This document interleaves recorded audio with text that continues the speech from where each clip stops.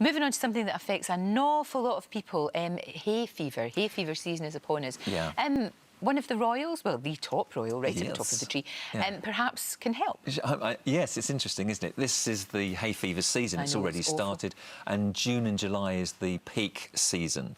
Now, a couple of years ago, the Queen herself went along to the Chelsea Flower Show and was shown this low allergy garden, and they've got one on show this year as well. And she said, "This is interesting. Is there a book on it?" And when they said no, she said, "You must write one."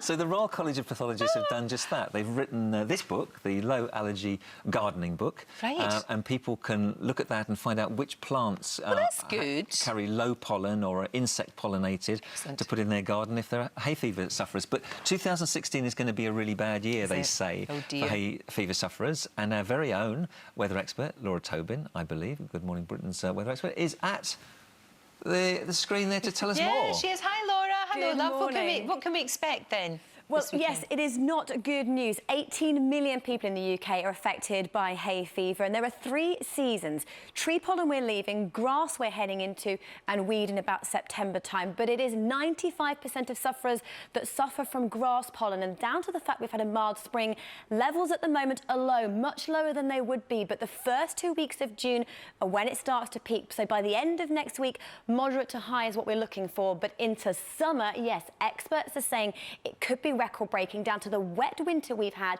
That helps the grass to grow, and our typical British summer of sunny and then rainy and sunny and rainy, a perfect combination for these 95% of the 18 million to have these terrible levels. Oh, Laura, thank you very much indeed. So as you said, Hilary, looking ahead to the summer, what can we do then? What can we do to help relieve these horrible symptoms? Well, I mean, the first thing to do is try and avoid exposure to pollen and pollutants as much as possible. You have to stay in. Not always easy. Well, you have to stay in at the right times. You know, the worst time is sitting outside at the table outside a restaurant or a pub in the evening when the pollen starts to fall from the sky again as the air cools. So avoiding that, wearing your wraparound sunglasses and not mowing the grass yourself, all those things can be helpful. Sure. If you've used a non-sedating antihistamine and it hasn't worked, try a different one, because people respond differently to different medicines. And then you can use a cortisone nasal spray. They're very good, and there are different types of those as well which your chemist can guide you for.